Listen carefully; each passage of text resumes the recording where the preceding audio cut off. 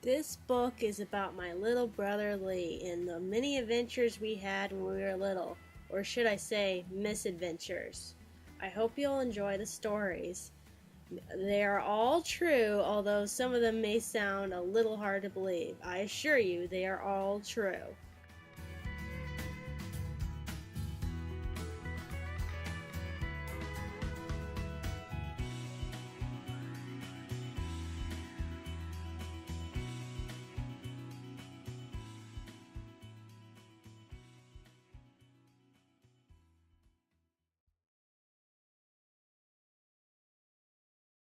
This book is dedicated to my little brother Lee and all kids with autism out there who gave me a world of material to work with.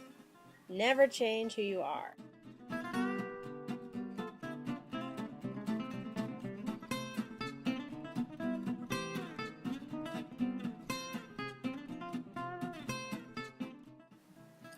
Most of my earliest memories revolve around my little brother Lee. I don't remember my mother being pregnant with Lee, but I do remember going to visit her once in the hospital with my dad. He carried me on his shoulders and I saw her in a bright white room lying in bed. She was very cheerful for someone in a hospital, and at the time I didn't know why she was there or why she was so happy to be there. I think someone had mistakenly told me she was getting a checkup. Lee's legal name is James Tinsley Ossip Farmer, but we all call him Lee for short, which is good because I would have a hard time remembering to spell that. I have a hard enough time trying to spell my own name, being dyslexic. We always spell it like this, L-E-E, for Lee. Once a teacher tried to make me spell it L-E-I-G-H, even though I told her repeatedly that is not how my family spells it. But apparently she didn't believe me and made me write it her way, and I was very annoyed. That's the kind of things you never forget when you're dyslexic. I remember when Lee was first brought home, he was put in this crib, and my parents gave him one of my stuffed monkeys without my permission. And since I was 2, I didn't like that, so I took it back. But then I felt guilty, so I gave him one of my other stuffed animals, that I didn't care about, of course. But then I started to think it might be bored being in a crib all by yourself with only a few toys, so I started putting other toys I didn't care for or play with it much in the crib. But my mom didn't really like that. I put a little too many, so she'd take them out. But when she wasn't looking, I put them back in. I figured Lee'd appreciate it someday. Well, we first noticed something was up about Lee because he used to say words like mom and dad and love and drink all the time, but then suddenly he just stopped saying words like that and just went kind of silent and or started making words that didn't make any sense. The thing my parents noticed was that instead of rolling his cars back and forth like normal kids, Lee would line them up in neat little rows, and he would do the same things with his books and anything else. He'd rearrange them in little patterns and didn't like them being disturbed.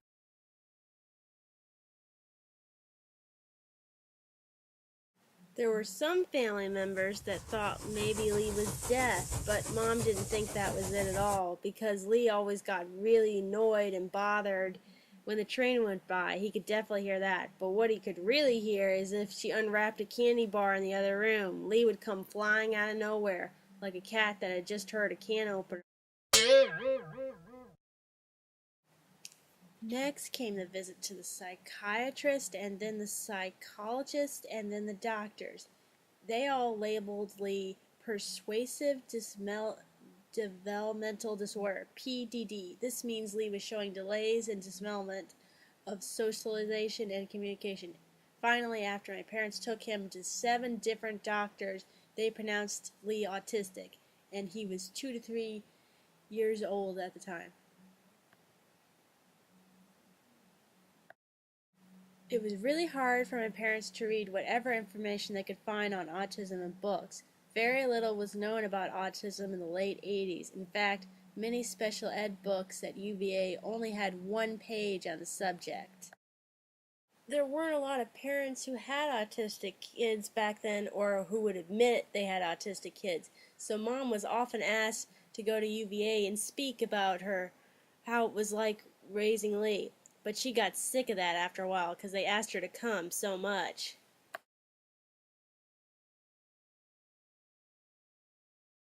My parents explained it like this. You have a left side of your brain and a right side.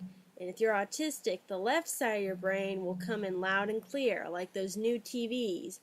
But the right side of your brain, that comes in kind of bad, like those old antenna TVs that don't work anymore.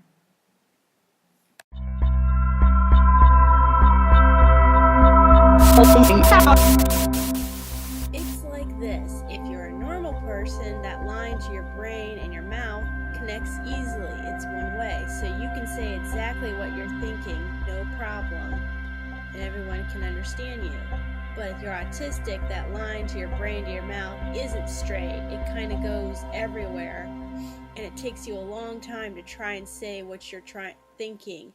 Even though you know exactly what you want, everyone else doesn't know so much.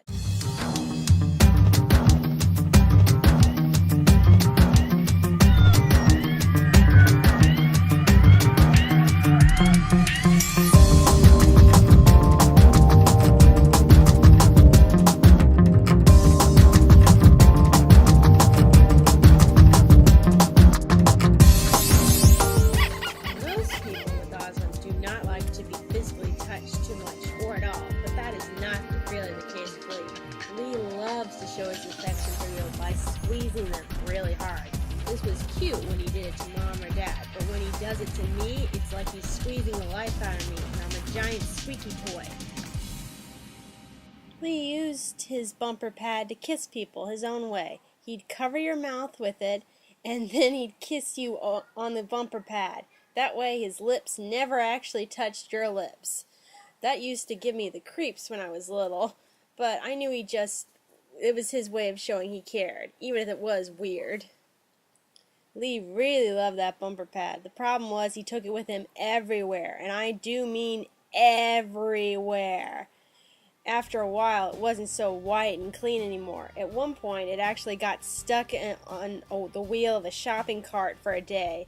Ugh, imagine trying to be kissed by that. Eventually, Lee lost it altogether, and he was really sad. We tried getting him new bumper pads, but they just weren't the same. My dad even suggested running them over on the car several times so they'd look like the old ones, but we never actually did that. Too bad. I thought that would have been a really funny idea.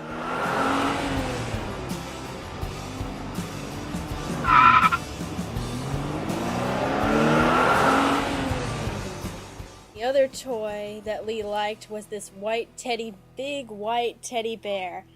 And one point, Mom drove by someone's house, and Lee saw another white teddy bear by the house and insisted Mom stop the car and pick it up because he thought it was his, even though Mom kept trying to explain it was a different one. And she felt so awful that she took it. But until I told Mom that Lee actually did have two white teddy bears, so maybe he had just thrown the bear out the window and she didn't know that. She felt better, until we realized I was talking about a different white teddy bear. Oh well. I'm pretty sure that teddy bear was thrown away anyway. We hope. Not a lot of autistic kids really get along with animals. Well, some do, but Lee wasn't one of them.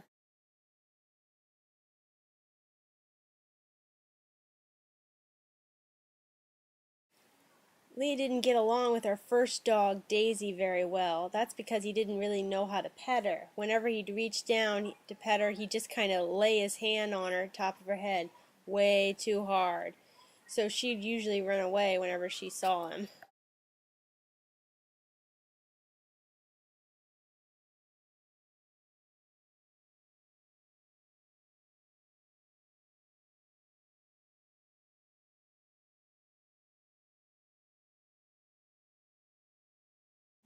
Lee didn't know how to walk our second dog either. He knew the walking part, but he didn't understand the dogs needed to, stop and relieve themselves. He just kept dragging them along. So we usually did all the walking for the dog's sake.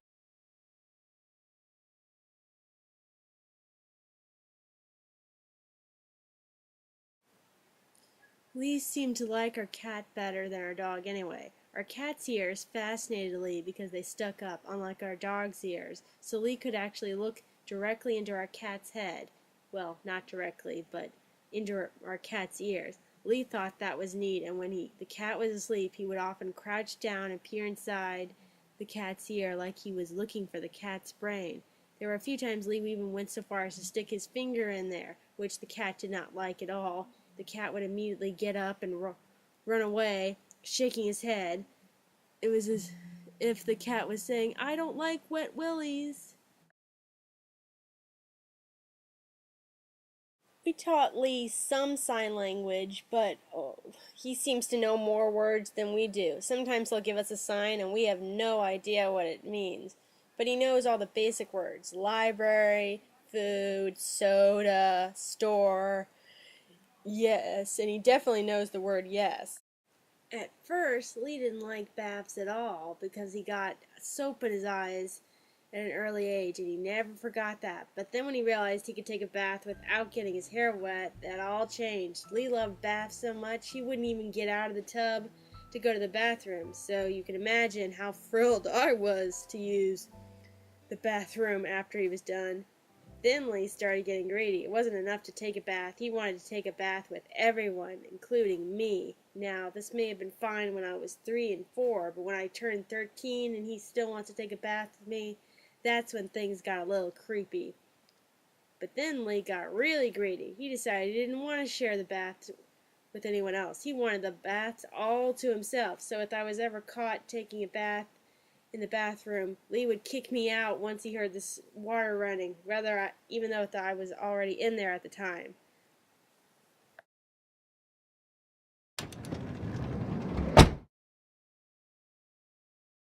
In spite of Lee's dislike of people in the bathroom with him, when he was in the tub, he did not seem to mind using the bathroom when we were in there first. He would come in and start peeing like a racehorse if I was in there. He would even turn off the lights as he left and would leave the door wide open, which was pretty annoying. We had to be careful when Lee was in the bathroom because if he was left alone too long, he wouldn't turn the water off when he was flooded. Lee thought that was fun, having a flooding bathtub. My mom, not so much.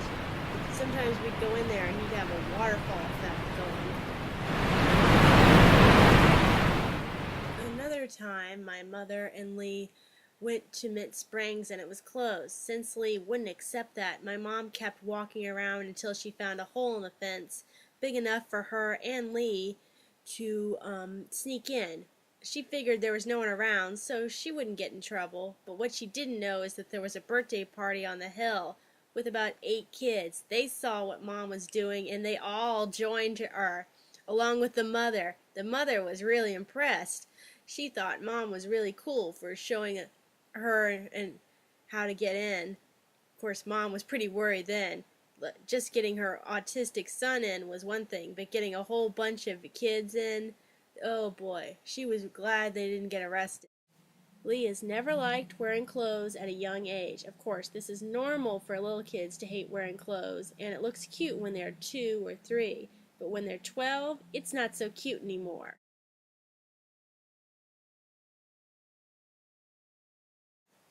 And Lee is not at all what you call modest. After he's done with his many baths, he hops out and makes no effort to put clothes on, so we would have to dress him ourselves. Sometimes he would come down with a towel on, but right after my mom praised him for at least putting a towel on, he would drop it and we'd go back upstairs with nothing but a smile. I guess he was just fishing for compliments. At school, he would often pull off his shoes and go barefoot. To stop him, the teachers would try duct taping his shoes to his feet. Well, that just made things worse because then Lee wanted to take his shoes off even more. Not to mention it was a real pain if he ever wanted to take a bath when he got home. Lee is not what you call modest. In fact, if we didn't watch him when he was little, he'd pretty much stripped down naked anywhere. One time at school, they caught him in the ball pit, which was just a box full of a bunch of balls, butt naked, and the teacher had to redress him. After that, the teacher would One time when we went to Mint Springs, Lee went up into the changing room all by himself. I just had a feeling I should follow him, so I waited for him outside the door. Sure enough, when Lee came out of the changing room, he was not wearing his swim trunks anymore. All he had on was a big smile on his face and nothing else, and he was walking straight to the lake. Nice try, I told him, and I turned around to go get his swimsuit. A little girl who was also standing by the changing room, probably waiting for her dad, let out a scream when she saw Lee. Fortunately, she was the only one. I felt bad for her. I sure hope Lee didn't scar her for life. Naked New Year's Eve party. During New Year's one year, we invited my cousin Carter and our friend from college to come to our party. At one point, Lee went upstairs to take one of his many baths. Then he came down an hour later, covered in nothing but bubbles, and a big smile. I saw him come down the stairs, but didn't think much of it. I was used to Lee's little peep show. When Lee was really little, he was a regular escape artist. At first, it was simple to stop him from wandering away by simply not putting his shoes on outside. Our driveway is covered with gravel, so Lee can't get far. But if you put shoes on Lee, then it's a whole nother story. Then he just wanders like there's no tomorrow. Since we have a big backyard, my parents' original solution was to get a fence. Problem solved. Right, wrong. Lee figured out a way to scale the fence, and then we gave my poor parents a heart attack. But luckily, we found him by the railroad tracks. He was found by a farmer, and by then he had stripped down to his diaper. He was about 3 at the time. So the next fence my parents got was even better. This time, it was made of metal. Lee couldn't get out of this one. But a lot of people, when they saw that big fence, they thought we had a Rottweiler in there. One time, a UPS man asked, "What on earth are you keeping in there?" And my mom's response was, "My 4-year-old son."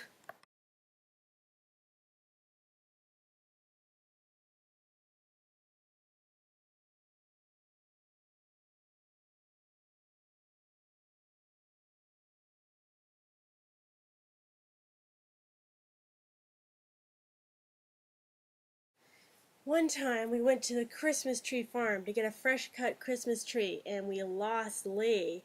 We ended up having everyone at the Christmas tree farm help us find Lee. It took us an hour, and Mom made it clear she wasn't going to leave until we found Lee. Eventually, we found him by the creek. We were all so happy, and everyone at the Christmas tree farm was really happy for us. They were so happy, they actually gave us the Christmas tree for free, which really made Dad happy. He said that maybe Lee should get lost every year so we could get a free Christmas tree. Mom didn't think that was quite so funny.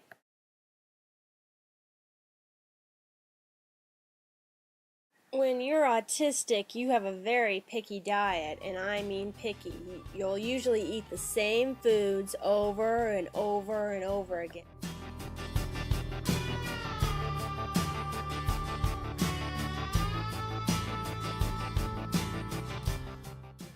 We went to Pizza Hut so much that they'd actually let us go back and showed us how to make a stuffed crust pizza. Turns out they just roll the crust out really thin and roll little cheese sticks in it. I thought that was so cool, but of course all Lee cared about was eating the cheese.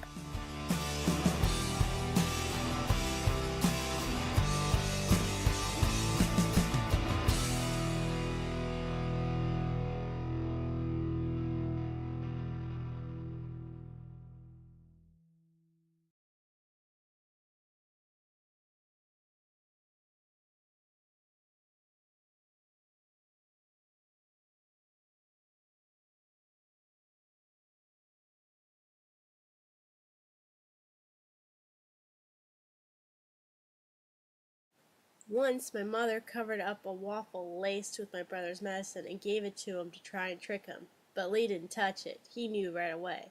But then my dad saw it. He ate it because it looked so good. Later, Mom said, "Oh, good, Lee ate his waffle." Then Dad said, "No, he didn't. I did."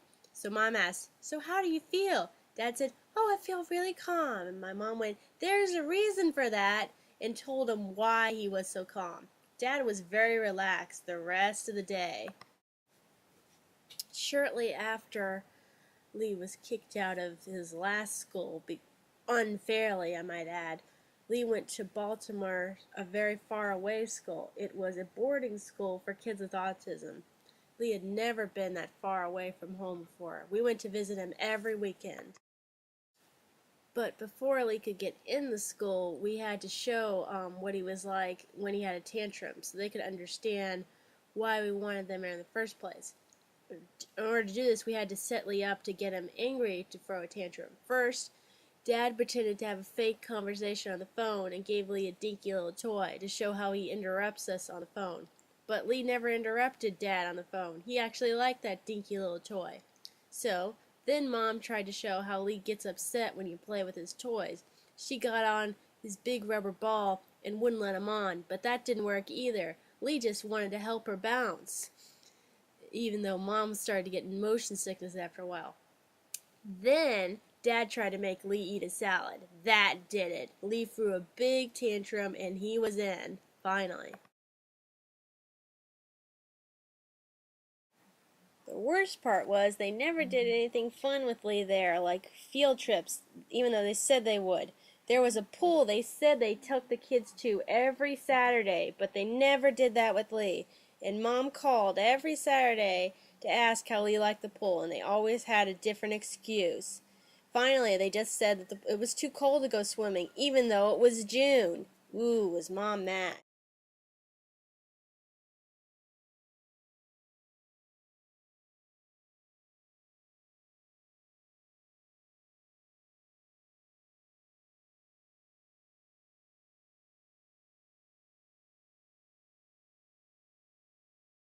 When we'd packed for Lee to go, they had told Lee that he could only take one toy. So all he took was his sleeping bag and a paper fish that had his name on it. But when he got there, we saw that lots of kids had boxes and boxes of toy. Apparently, this was a rule you could ignore. We didn't know.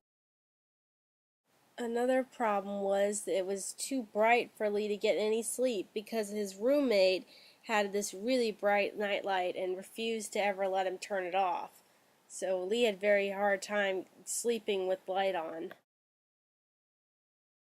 The hospital also lost Lee's sleeping bag. This may not sound like too big a deal, but for Lee, this was terrible. Lee's sleeping bag was the only comfort from home he had. Plus, the sleeping bag was the only blanket he had, too, which meant he was cold at night. The hospital said at first they were looking for it, but my mom had her doubts about that. So Mom started calling them every day, asking if they had found it to make sure they would not forget, and that she was not going to forget either, whether they liked it or not. Finally, when it came clear the sleeping bag could not be found or had most likely been stolen, Mom demanded they buy him a new one. They agreed, reluctantly, but they would get him a new one, but Mom had made it clear it would have to be the exact kind he had before, not a cheap knockoff. They did, and Lee was as thrilled as if he had gotten a puppy for Christmas. We could tell Lee wasn't having fun, so every time we went to visit him, we always took him somewhere fun, like paddle boats and stores and museums, but what he really loved was going to the store. The only problem was the staff loved this too, because as soon as we'd leave, they'd eat all of Lee's food. Mom wasn't happy about that at all. When Mom found out the staff was eating Lee's food, she bought a lock on the cabinet, and she would call often and make sure they did inventory to see how much food was still in there. Boy, I bet they weren't happy about that.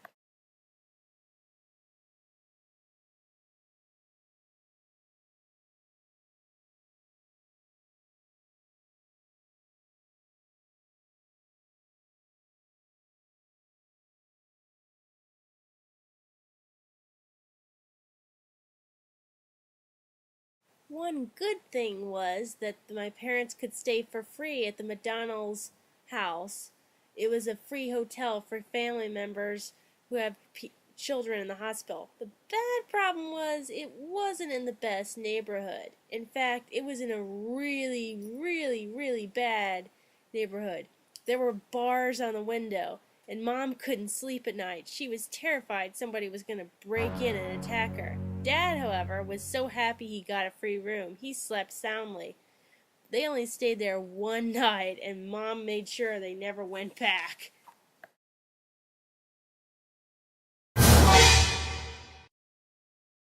Since Lee loves water so much, Mom and I rented a paddle boat, with Mom and I doing all the paddling and Lee sitting in the middle, where there ironically weren't any paddles. Lee thought this was great, especially when he took his shoes on and socks off to stick his bare feet in the water. That would not have been so bad had it not been for the fact that Baltimore's lake water is terribly polluted, the kind of water you only go swimming in if the mob dumps your body in a wrapped up rug over a bridge. Lee could care less. We would have jumped. Lee has never liked going to the doctors for obvious reasons. Shots, duh. I still quiver when I have to get mine. But Lee is always hard to give shots to because he refuses to look away when the needle is inserted in his arm, which makes things even worse. Plus, it's hard to distract someone from a needle in the first place. One time, Lee tried to prevent getting a shot by not lifting up his shirt sleeve. That failed to work because the doctor just stuck the needle right through his shirt. Boy, I wish you could have seen Lee's face.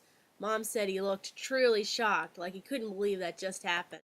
Lee did not do well at the dentist either. At first, he had to be knocked out completely, and that meant the dentist had to cancel all his other appointments since he did not want to freak the other kids out on why there was a child completely out of it on his chair. But then Lee got a little better, a little. The next time Lee went to the dentist, Lee sat way in the corner. He would not sit in that dentist chair. He thought as long as he did not sit in that dentist chair, the dentist wouldn't have to work his teeth. The dentist figured a way around this.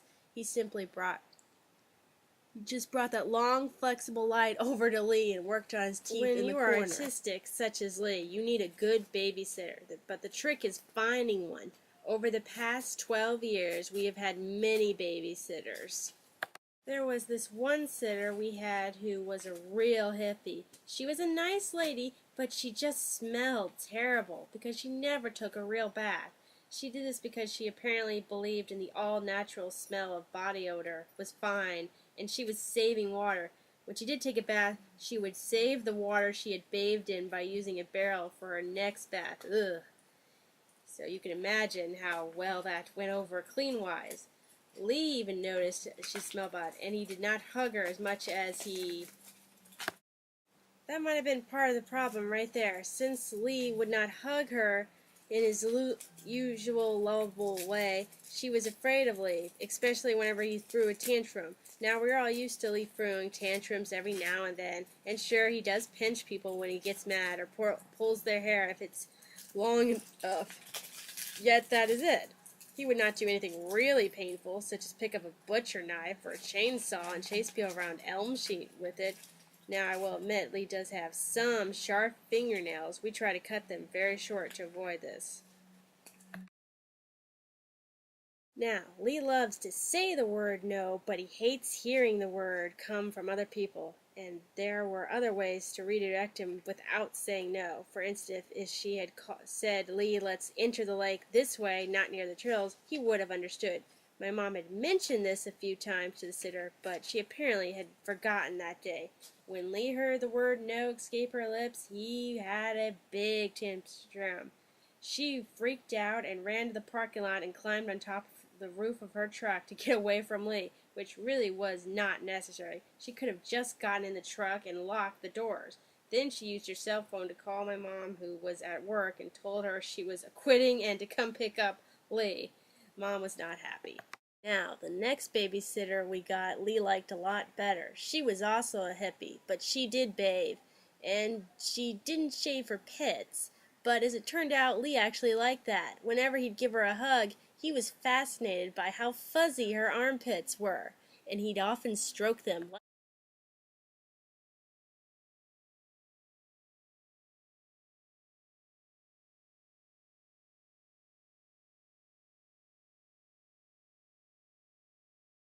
Eventually, Lee and I both became teenagers, and we entered our awkward teen years. I had suffered from bad acne. Lee barely suffered any. Lee also suffered a growth spurt, while I suffered from more acne. But that's okay. We're over it now. Although we're both grown and no longer children, Our childhood is over, but our adventures are just beginning. Stay tuned for the next Lee book. Dun dun dun!